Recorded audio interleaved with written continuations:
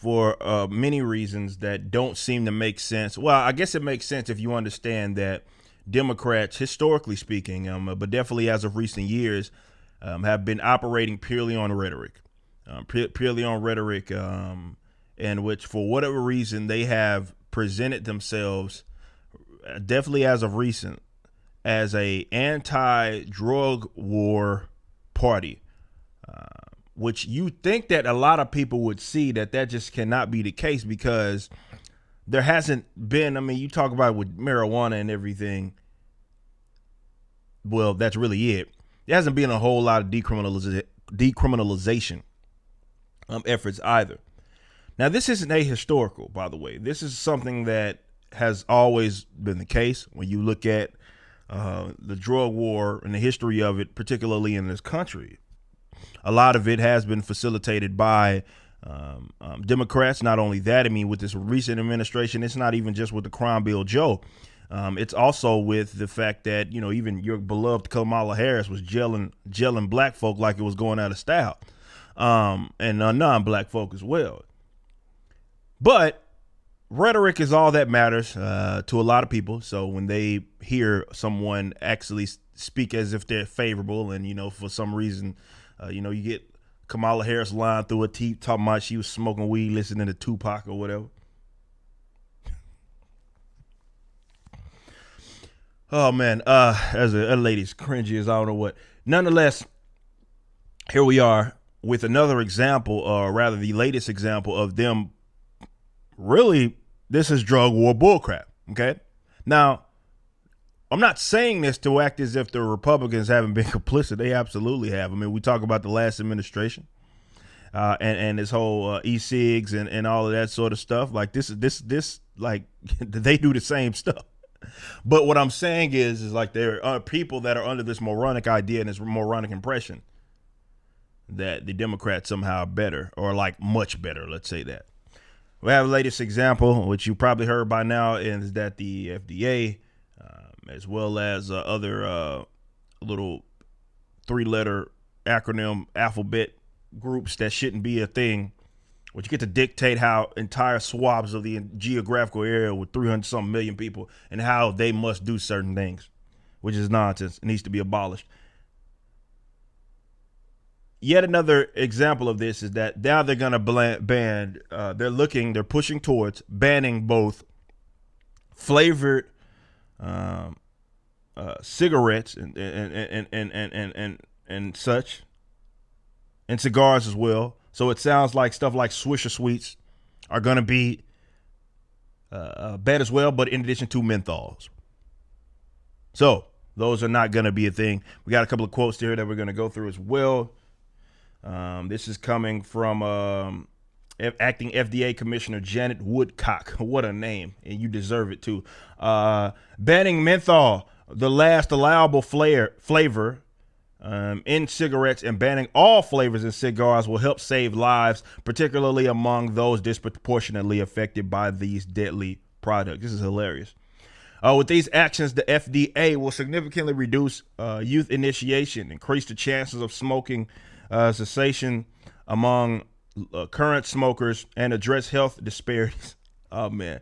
Experienced by communities of color, low-income populations, and LGBTQ plus individuals. That's how they pass doing authoritarian bullcrap, is that they come up with this fraud, like, oh, look at the disparity that exists, and therefore something bad is going on. Says all of whom who are far more likely to use tobacco products. Acting, that was again coming from acting FDA commissioner. Together, these actions represent powerful science-based, oh man, trust the science, guys, approaches that will have an extraordinary public health impact. Yeah, it will. I don't think in the way that you're thinking. Armed with strong scientific evidence and with full support of the administration, we believe these actions will launch a trajectory toward ending tobacco-related disease and death in the U.S. So what we have right here is the latest prohibition effort by way of the federal government leading the charge. And I believe even the what was it, the ACLU? Which one of those hack gas groups even conceded that this was probably not a good thing? But this is where we're at, and I guess we have to kind of take it for what it is. People's obsession with disparity is what's getting us in this mess. Where you have people that do things that conflict with things that they said last week. This is hypocritical to anybody who acts as if they are in opposition to the drug war. And you think that this is a good thing, you are a raging hypocrite. Now, a lot of these people are too stupid to realize it. But this is exactly what this is. It's a prohibition effort right here that isn't not going to necessarily stop the consumption of cigarettes, flavored or not, menthols. It's not going to do that. It's just going to drive it into the black market. And yeah, that may or may not be, not always, but may or may not be associated with some things that are generally unfavorable. I'm sure some cartel members are looking at this and they're like, oh yeah, we are about to make some change. Now, all this does is turn people into criminals overnight in the event that you when they do end up getting all of this passed in whatever ways they want to do it, it just turns people into criminals overnight in the event that you are banning these. It's funny, again, this comes from the party of my body, my choice. It's almost like they always were hypocrite when you take the effort of like the vaccines, forced vaccines, as well as this right here. Which is just nothing but the latest example of them thinking that they should be making decisions on your behalf. And it's funny because it's like, oh, this impacts these minority communities more than anything. Do y'all not understand what it is they're saying? They're basically saying people are of those communities. And let's go ahead and just name them real quick yet again so we make sure we get it clear. Low-income populations, people of color, and the LGBTQ plus individuals. They're saying that you're too stupid to make decisions on yourself because that's the only people that are there, because you're not forced to get a cigarette, right? We know that, be it nicotine and the addictions, I'm not saying that isn't there. What I'm saying is they're saying that you can't make the decision for yourself to engage in such behavior.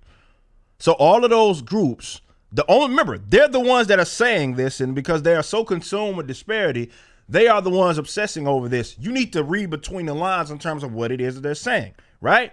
This is a problem because of their disparity, which again, they said themselves. So if you are among those groups and you are engaged in that activity, they are saying that you are too stupid to make decisions for yourself, and therefore they must make decisions on your behalf. Nanny statism at its highest degree. Just again, the latest example of that. Where they treat you like babies. And yes, if you consume certain things, there are going to be consequences, short term, long term, depending on what that is. Now, this idea that people can't make that decision for themselves is silly. It always has been. That's silly. The drug wars have always been. In which what it does is it makes it illegal for you to consume things. I'm talking about straight up possession. Like, I'm not talking about selling heroin to 5-year-olds. Nobody's for that. I'm talking about adults that are consuming things. They know the risk. And if it's harmful, it's harmful. But that's what liberty is about. Them engaging in that and assuming that. But let them tell it it's a problem. And you don't know. You don't know better. They have to make, the almighty government has to make the decision for you. Now, some people have brought up yet again, and rightfully so. Well, if this is criminalizing or rather banned, meaning that if it's banned, if you have it, you're then in some sort of conflict with some law. What that does is the people that you say are most impacted by this, meaning the ones that engage in the activity of smoking flavored cigarettes or cigars or whatever, those are the ones that have then become criminals. So yet more conflict with the police of people engaging in things that have only anything to do with themselves. Engaging in, this is why possession it doesn't matter what it is. Possession is such a stupid thing. I don't care where you're at. And I say this as a guy that's straight edge. I don't smoke, I don't drink. But I say this as a guy that's even straight, like the fact that you think that people shouldn't be able to consume is about as authoritarian as it gets. Consume whatever, harmful or not, things in their body. That's a decision that they should be able to free to make. You're not their moms, though I know the government would like to be that. And that's the interesting thing about it all, is that it criminalizes people that they claim to target, who are these supposed victims. And I remember getting a post, not a post, it was like all stupid people on Twitter and TikTok. I'm not on TikTok, but I am on Twitter. Someone especially me said, well, tobacco is harmful. What's the big deal? Let's think about all the other things that are, my alarm's going off, all the things that are harmful, that if you consume a lot of, not even just alcohol, I'm talking just food, stuff that you can go buy at the store right now, that could inevitably kill you in the event that, you got, definitely in America, the issues of heart diseases and stuff like that. I'd ask you if you think those should be banned as well, but you probably do. That's probably exactly what you do. But nonetheless, a lot of, depending on what it is, from alcohol on down, if you consume too much of it, it could kill you. It comes with its shares of addiction problems as well.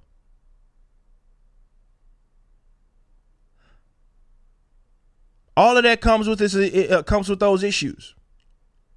Yet people feel as if they have the right to tell you what it is that you should be able to consume. And I'm going to end on this note. I've said out everything that I've needed to say about this.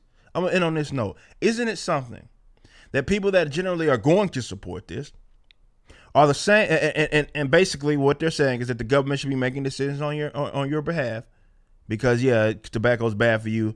It comes with a share of addiction problems and all of that. These are the same fools that think any event that, well, certain ones of them, any event that you want to, or your child, 10-year-old, thinks that he is a girl and wants to do something physically to themselves to ensure that that's the case, you think that we're supposed to just accept that and get it. And in the event that we don't, well, there you go. So 10-year-olds can decide what gender they are, but grown-ass people can't smoke Cool Filter Kings. Yet again, federal government needs to be abolished, and they need to go fuck themselves. You just watched a clip from my podcast, For Canon's Sake. Catch us live at 12 p.m. throughout the week over at youtube.com/YoungRipper59 and follow us over at odyssey.com/@YoungRipper59. If you want to watch the entire video cast after the show is over, just be sure to become a member on the YouTube channel. Of course, the full audio portion of the podcast is available for free on all major digital platforms, or just visit forcanonsake.com.